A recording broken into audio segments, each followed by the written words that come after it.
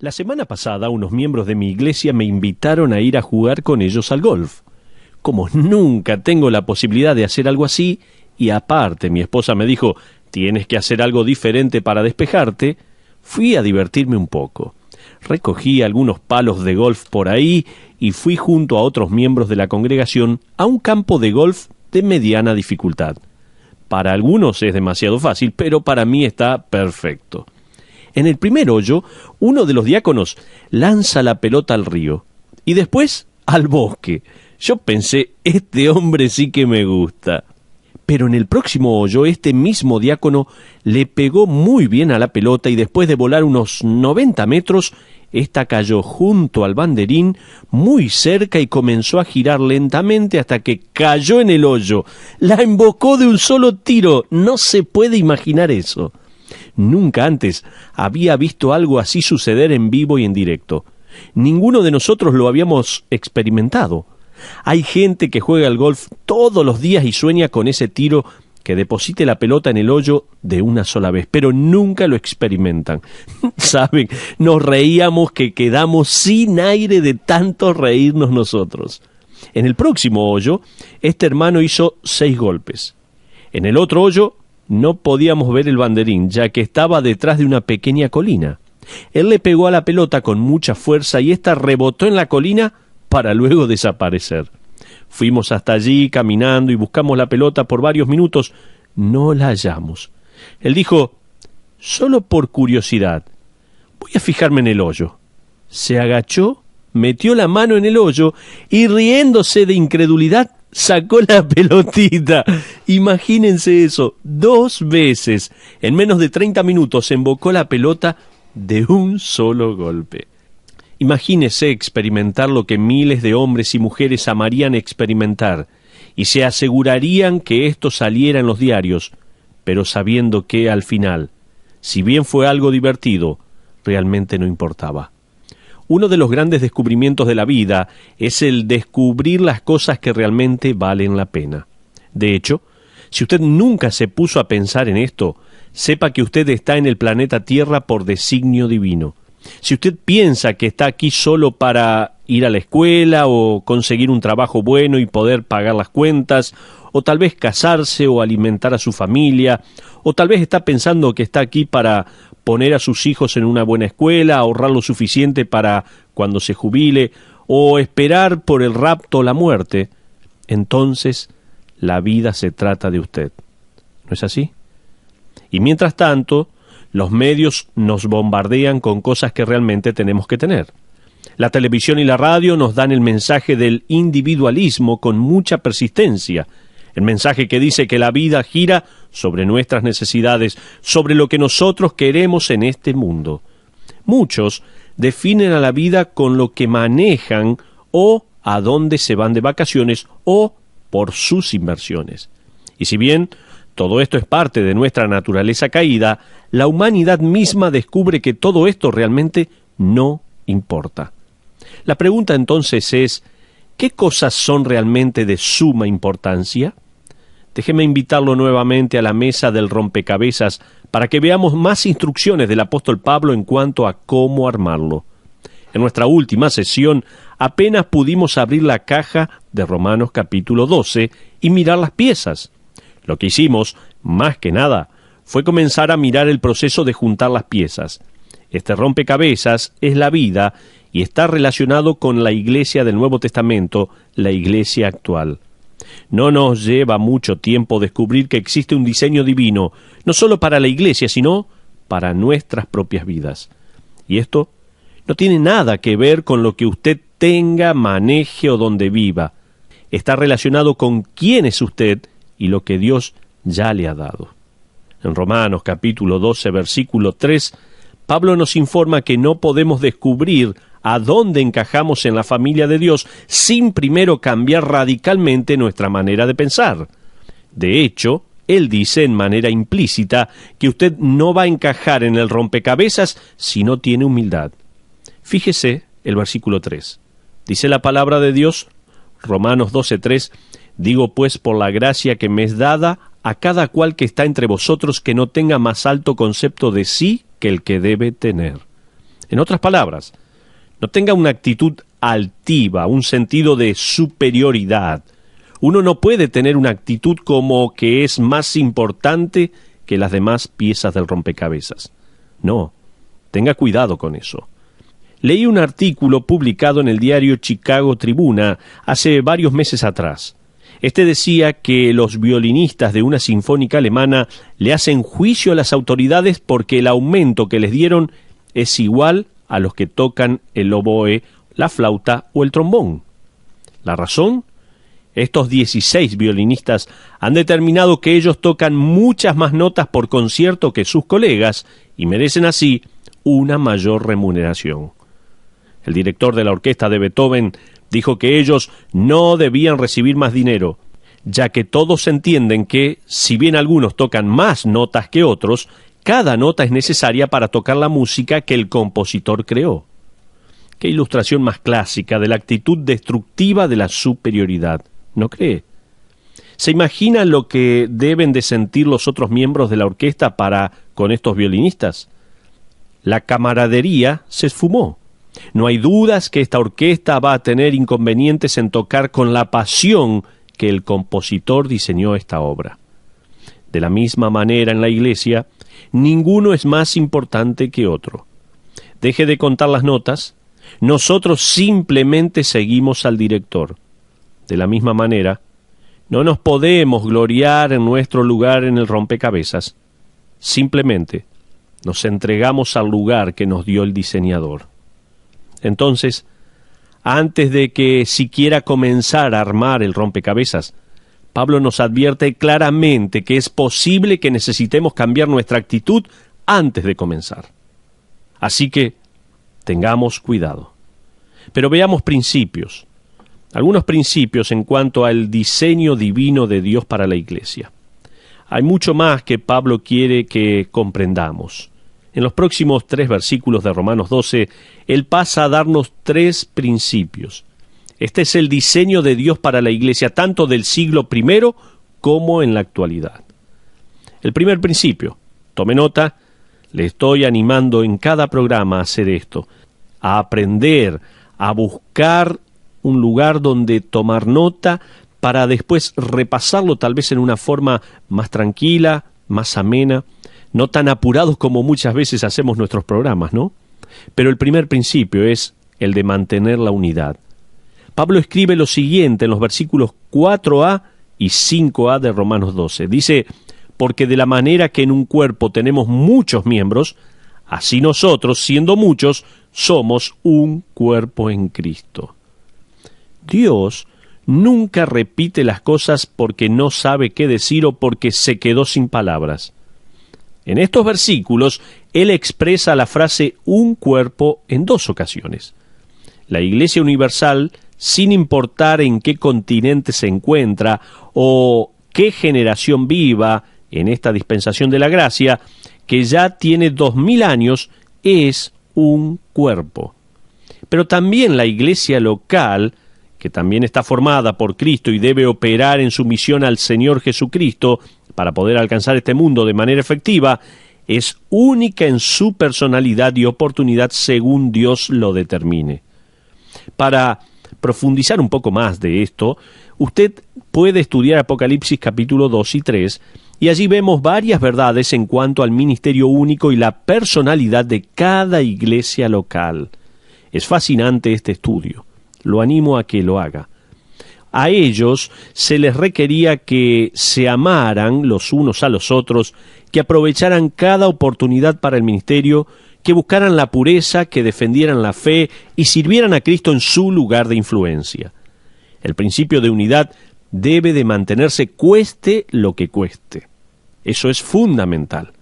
Pablo va a hablar de este principio una y otra vez, al escribirle a las iglesias de Asia Menor. Por ejemplo, a los colosenses les dijo esto: vestíos pues como escogidos de Dios, santos y amados, de entrañable misericordia, de benignidad, de humildad, de mansedumbre, de paciencia, soportándoos unos a otros y perdonándoos unos a otros si alguno tuviere queja contra otro. De la manera que Cristo os perdonó, así también hacedlo vosotros. Y sobre todas estas cosas, vestíos de amor, que es el vínculo perfecto. Y la paz de Dios gobierna en vuestros corazones, a la que asimismo fuisteis llamados en un solo cuerpo, y sed agradecidos. También a la iglesia en Éfeso, Pablo le escribió lo siguiente, en Efesios capítulo 4, versículo 1 al 3. Dice la Biblia allí: yo pues, preso en el Señor, os ruego que andéis como es digno de la vocación con que fuisteis llamados, con toda humildad y mansedumbre, soportándoos con paciencia los unos a los otros en amor, solícitos en guardar la unidad del Espíritu en el vínculo de la paz. El escritor a los Hebreos desafió a la Iglesia a poner a la unidad y el amor en primer lugar. Fíjese lo que dice Hebreos 10:34. Y considerémonos unos a otros para estimularnos al amor y a las buenas obras. ¿Cómo? Versículo 25 dice: no dejando de congregarnos, como algunos tienen por costumbre, sino exhortándonos, y tanto más, cuanto veis que aquel día se acerca. Todos debemos contribuir al amor y a la unidad de la Iglesia, teniendo el hábito de reunirnos, de congregarnos, de estar juntos. Es en la Iglesia donde uno puede practicar la unidad. Ninguno queda exento de contribuir. Todos podemos contribuir con esta unidad. Leí una vez de un autor un poco sarcástico que dijo: algunos hermanos tienen un gozo tan profundo que nunca sale a la superficie.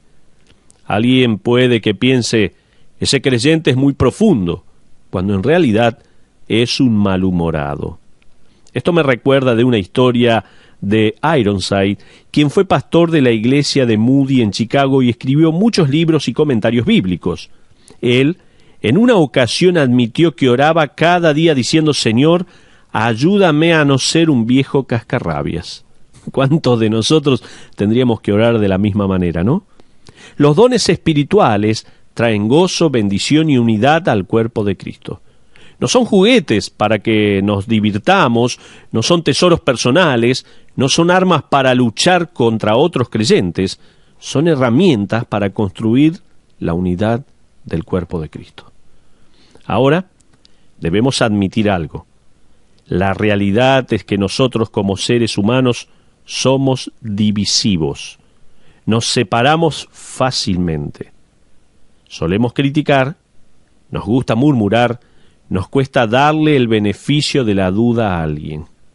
De no ser por la obra de Dios entre nosotros, jamás nos quedaríamos juntos. Ninguna iglesia duraría. La unidad es como la porcelana china. Es hermosa, pero muy frágil. Debe ser reforzada y protegida. Es por eso que Pablo, al dirigirse a la iglesia, comienza con este desafío. Él nos dice que debemos hacer nuestra parte, como una pieza del rompecabezas, para mantener el principio de unidad. Eso me lleva al segundo principio. Dijimos en primer lugar que estamos marcando algunos principios en cuanto al diseño de Dios para la iglesia, tanto del siglo I como de la actualidad. El primer principio era mantener la unidad en medio de la iglesia. El segundo principio, tome nota, fortalecer el vínculo familiar. Fortalecer el vínculo familiar. Me parece interesante que, si bien Pablo ya ha mencionado que somos un cuerpo en Cristo, él dice lo mismo pero de otra manera, que es aún más desafiante. Fíjese en la última parte del versículo 5 de Romanos 12. ¿Tiene su Biblia allí? Mire Romanos 12:5 en la última parte. Somos todos miembros los unos de los otros, dice la Biblia. Es fácil pasar por alto esto porque es difícil aceptarlo, ¿no? Yo pertenezco a Cristo. Muy bien. Ahora, es otra cosa decir pertenezco a mis hermanos también. Una cosa es decir, estoy relacionado a Dios por la fe, y otra cosa es decir, también estoy relacionado a mis hermanos en la fe. Eso es lo que Pablo quiere decir. Si usted le pregunta al creyente promedio cuál es su lista de prioridades, probablemente consiga la siguiente respuesta. Escuche: Dios como prioridad, después la familia y después la carrera. Luego lo mirarían a usted y no dirían nada más. Mi pregunta es, ¿a qué familia se refiere? Tenemos Dios, familia, por último su carrera. ¿Qué falta? Voy a asumir que al decir familia, usted se está refiriendo a los miembros de su familia inmediata. Y le pregunto, ¿y su familia espiritual? ¿Están en esta lista de prioridades? En el libro de Efesios, Pablo enseña claramente la responsabilidad y la prioridad del núcleo familiar. El marido y la esposa deben reflejar la verdad de Cristo para su iglesia y los hijos deben de honrar a sus padres. Todo esto glorifica a Dios. En el libro de Romanos, Pablo está enseñando la relación y prioridad de la familia espiritual, la iglesia viviente. Con igual pasión deben de servirse los unos a los otros, animarse, edificarse e instruirse en la fe. En Efesios tenemos la prioridad de la relación biológica. En Romanos tenemos la prioridad de la relación espiritual. ¿Nunca se puso a pensar que lo espiritual va a prevalecer por sobre lo biológico? ¿Alguna vez pensó esto? De hecho, cuando deje el planeta Tierra como la novia de Cristo, su marido será el Señor Jesucristo. El Hijo de Dios tiene un lugar preparado para usted, un lugar en la casa del Padre. Usted es la novia de Cristo. Eso significa que en este momento todos estamos relacionados por la fe en el novio. No debe de sorprendernos entonces que el apóstol Pablo nos diga que somos todos miembros los unos de los otros, que somos miembros de la misma familia. Él le dijo lo siguiente a Timoteo en 1 Timoteo 5, 1 y 2. Si tiene su Biblia, por favor busque 1 Timoteo capítulo 5, versículo 1 y 2. Dice, no reprendas al anciano, sino exhórtale como a padre, a los más jóvenes como a hermanos, a las ancianas como a madres, a las jovencitas como a hermanas con toda pureza. ¿No le parece que poner esto en práctica revolucionaría la manera en que nos conducimos en la iglesia? ¿No le parece? Esto cambiaría la manera en que ustedes tratan a los jóvenes, cuyas vidas están llenas de interrogantes, la manera en que usted, tal vez joven, trata a su novia o a su amiga, o tal vez la manera en que uno trata a los ancianos. Este es el cuadro, la pintura de la caja del rompecabezas. Así se ve. Nosotros debemos buscar la unidad y fortalecer el vínculo familiar. Pero vamos a un tercer principio. Es un desafío que Pablo nos hace a permitir la diversidad. ¿Escuchó bien? Debemos buscar la unidad en primer lugar, fortalecer el vínculo familiar, pero en tercer lugar, permitir la diversidad. No me refiero con esto a la diversidad doctrinal, no, por favor, sino a la diversidad práctica dentro del cuerpo de Cristo. Pablo escribe lo siguiente en el versículo 6 de Romanos 12, teniendo diferentes dones según la gracia que nos es dada. Si el primer principio que vimos era difícil de digerir, este solo va a ser digerible con mucha azúcar. De la misma manera que yo tomo el café, ¿no? No me gusta el sabor del café, pero cuando hace frío quiero tomar algo caliente y que me mantenga despierto, así que le pongo azúcar lo más que pueda para que pueda beber ese café. El gusto de la diversidad es probablemente muy fuerte para el creyente promedio. Nosotros, por lo general, tendemos a eludir a los que no son como nosotros. Esa es nuestra actitud. Por lo general y de manera natural, nos reunimos con personas a las que nos gustan las mismas cosas, que tienen los mismos intereses, que estén tal vez en una misma etapa similar a la vida en nosotros, que llegan tal vez a las mismas conclusiones. Nos llevamos bien con los que son de nuestro mismo equipo de fútbol, ¿no? Con los que votan a los que nosotros votamos, luego venimos a la iglesia y estamos allí con ellos. Y muchas veces cometemos el error de pensar que la iglesia significa que todos pensamos igual y que nos conformamos a los demás. Es por eso que uno entra en algunas iglesias y todos están vestidos iguales, hablan iguales, leen los mismos libros, miran los mismos programas, escuchan el mismo tipo de música, etcétera, etcétera, etcétera. Las iglesias se dividen por estas cuestiones. Permítame decirle algo. Nuestros hijos han ido a iglesias públicas y privadas. También han estudiado en casa. Nosotros, con mi mujer, hacemos cada año lo que vemos que Dios quiere que hagamos. Sin embargo, la iglesia promedio en la actualidad dice que si uno piensa lo mismo y decide lo mismo que los demás, entonces ahí va a estar operando en unidad. Amigos, hay una vasta diferencia entre unidad y uniformidad. La uniformidad prohíbe la diversidad. La unidad, como vamos a descubrir en este pasaje, permite que haya diversidad. No estoy hablando de doctrina, No, por favor, no piense esto. Por favor, no me malinterprete. Estoy hablando de la función de la iglesia. Dios escogió a propósito no hacernos de la misma manera como una automotriz, como una fábrica que está haciendo cada modelo de auto, no. Todos somos diferentes y únicos, construidos con diferentes capacidades y rasgos. El querer ser como los demás es desacreditar la sabiduría de Dios, ya que Él es quien nos juntó. Fíjese cómo Pablo vuelca este pensamiento tanto en el versículo 4 como en el versículo 6. Dice, no todos los miembros tienen la misma función, teniendo diferentes dones, según la gracia que nos es dada. A propósito, esto no significa que algunos tienen más gracia que otros, no. Pablo está diciendo que a causa de la gracia de Dios hemos recibido distintos dones.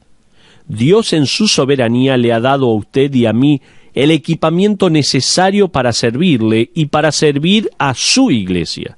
De hecho, el Nuevo Testamento nos dice que cada miembro de la Trinidad estuvo involucrado en darle dones espirituales a los creyentes. Veamos, por ejemplo, Romanos 12, Dios el Padre estuvo involucrado. En Efesios 4, Dios el Hijo estuvo involucrado.